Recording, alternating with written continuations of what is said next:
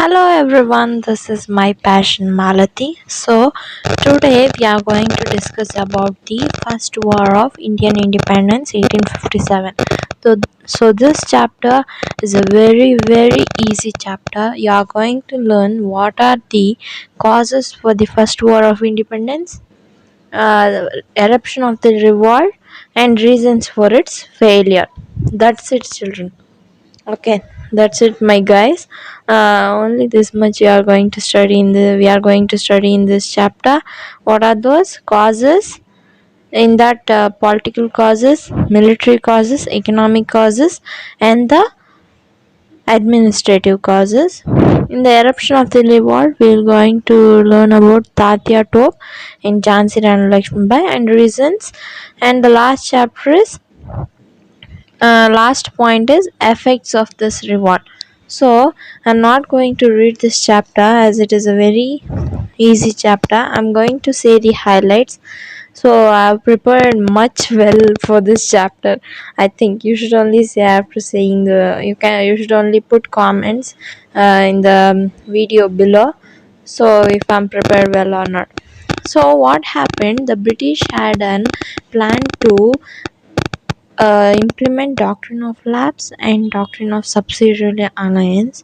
So as this policies came into existence in India, many provinces came into power of the British control. As a result, what happened, Indians got enraged. They were dissatisfied with the British administration. This dissatisfaction is the result of 1857 First War of Indian Independence. Indians called this as First War of Indian Independence, but British people. So here the causes for the First War of Indian Independence 1857 was the first, the political cause. What happened here is, due to the implementation of doctrine of lapse in India, Satara, Jaipur, Jhansi, Udaipur and other princely states uh, got their kingdomship cancelled by the Dalhousie. So he cancelled the princely states kingdomship was cancelled by Dalhousie, like Nawab of Tanjore, that is Tanjavur of Tamil Nadu, and Carnatic kingdoms. The kingdoms, the some regions of Tamil Nadu and Andhra Pradesh were called Carnatic by the British, as we read in the last year. Okay, so these kingdoms, princely titles were cancelled, and also of the Mughal sultans and the Nawab of Oudh also. So the people, the soldiers who were working in these kingdoms got unemployed. This became a major political cause of First War of Indian Independence 1857, or the Sepoy Mutiny. So next, coming back to the economic causes. Economic causes means, so, the economic causes means related to the money matter. What happened is, due to industrial revolution, a revolution took place in industries in England. So that what happened, Indian handicrafts all got a death blow. They suffered heavily. They did not got sold in the England, and they suffered a death blow.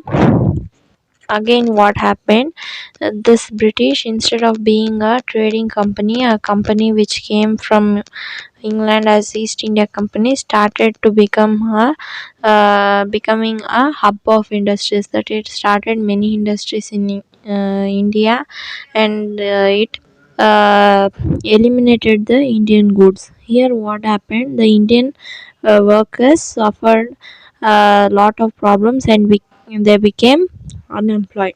The textile, wool, and silk industries were the major industries which got eliminated, and they got closed also, these industries. Also, this British people, what they did, they imposed more tax on Indian goods in England. Also, because of the abolition of zamindari system, the landlords who Sorry, because of the abolition of directly the farmers being the owners of their goods and selling it. What these British people did, they implemented zamindar system. So these landlords as commission agents, they started abolishing the Inam Commission is gifted lands commission. They took back all the gifted lands which were given by the kings to the farmers. This insulted and enraged the farmers in terms of financial problems. This was a major economic cause. In the political cause, only one cause is there, that is because of cancellation of princely titles of Nawab of Tanjore, Carnatic kings, Mughal sultans, the Nawab of Oudh. Here, economic causes because of two reasons: because of the death blow of textile and wool industries, more imposition of tax on Indian goods in England. Because of zamindari system, Inam Commission was established, and the returning of gifted lands by the farmers to the British in force. So administrative causes, you can divide it in points instead of writing in paragraph. Socialist main point is you have to write in administrative causes. The British brought in new civil and criminal laws. They brought in more laws relating to civil civics. So what it implemented is English became the language of the courts. English was the official language in the courts. They favored the British people itself. These laws were not understandable. What is the reason? The British imposed criminal and civic laws. This was not understandable by the Indians. They favored the British itself. Military causes. This is one of the main causes than these three. Military causes main. Because of this only 1857 revolt got started, we can say. Here, condition of Indian soldiers in the British army was so, what to say, it was pathetic. It was like we'll cry if we see their pain and worries. Their salary, their opportunities for higher positions or promotions, all were not given to Indian soldiers, whereas it was given to British soldiers itself. We have right sentiments that we should not cross the oceans to serve one of another man's or foreign. They want to cross that sentiment and wanted Indian soldiers to cross India and serve for the British in the England. Okay, four causes. What are they? Political cause, cancellation of princely titles; economic cause, industrial revolution in England, textile and wool industries got abolished. That is, they got a death blow. Cottage industries also, heavy tax on Indian goods in England. Inam Commission was appointed, and Inam lands, that is gifted lands, were taken back. Administrative causes, which imposed civic and new civic and criminal laws. They favored only to the British. It was not understandable by the Indians. Military cause, they were, the Indians had regional sentiments which had to be what overcome. The British thought that they should overcome this and want to serve in their land, that is, and also they were not given promotions or salary in the British army. So eruption of the revolt, what happened at this time itself, are forced to serve in foreign land, right? They were given a new rifle. Rifle means a gun, which was called the Royal Enfield, not the bike. Please note it. Please don't get confused. Here, the rifles are nothing but the guns called Royal Enfield. A rumor got started. It may be true or may not be true. I don't know. It is a rumor. Rumor means a gossip. What is that? Is this cartridges? Cartridges means that bullets are there, right? That bullets were, sorry, these bullets and cartridge. Before and all, guns were not like nowadays gun. It was like we should pull it up with our teeth. You may be seen it in old movies. So those cartridges were made of pig and cow fat. It was greased with that, so it would be very easy for the bullet to strike upon the surface. Okay. Here, these cows were sacred to Hindus, whereas it was against the god for the Muslims. Here, difficulties word is given in the text, that is blasphemous. Blasphemous means against the god, against the sacred things. That's it. So this became the immediate cause of revolt. More than these four causes, this immediate cause, that is the use of new rifles called Royal Enfield, a rumor spread on that it was greased with cow and pig's fat. While the cows were sacred to Hindus and it was against the god for Muslims, this became the immediate cause for the first war of Indian independence, 1857. This rumor spread in the army groups of Barakpur and led to severe revolts and dissatisfaction.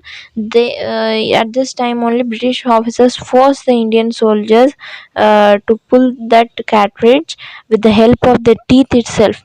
So they rejected and they revolted against their officials, superior officials. At this period, an Indian soldier called Mangal Pandey, he killed a British official. As the British don't like these people, they arrested him, they tied him, and they hanged him also. So we are coming on to the next topic, that is here Meerut was a strong military base of British. Which was a strong military base of British? Meerut. Here, when the British soldiers were ordered to use the greased cartridges, they refused to carry out the order, so the soldiers were imprisoned. As a result, these Meerut people started a revolt. They rushed into the jail and they released the Indian soldiers. This Meerut group, what they did is, so this group they led to Delhi and they sieged the Red Fort and declared that the Mughal ruler Bahadur Shah, their favorite king, I think, he is the emperor of India. So these protesting soldiers, along with the released soldiers, they went to different parts of India, reaching Delhi. So this protest became very serious. It spread like a wildfire, a forest fire to Kanpur. What is the place in Kanpur? Nana Sahib was the king. Tatya Top was his assistant. Okay, it spread to Kanpur and Jhansi. Jhansi is Jhansi Rani Lakshmi Bai. Tatya Top, Nana Sahib of Kanpur. In Kanpur, Nana Sahib, he jumped onto the protest. Tatya Top was his assistant. Here at this time itself in Jhansi Rani Lakshmi Bai rose into the protest. When Kanpur came into the control of British, Tantia Top came to Jhansi to help the Queen Jhansi Rani Lakshmi Bai. This revolt's result was also felt in Lucknow too.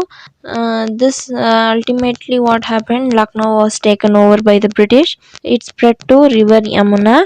Jhansi Rani soldiers felt encouraged. Jhansi Rani Lakshmi Bai, who was enraged by the doctrine of lapse, that is, she had a what adopted son. They was told that as she had no own child, the kingdom will be handed over to the British. As said by the doctrine of lapse, she declared war against the British.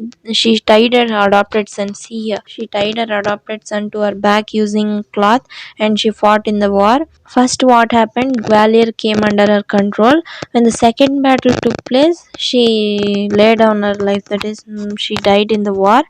Even though she died, even today we remember her for her pride of the part of independence struggle.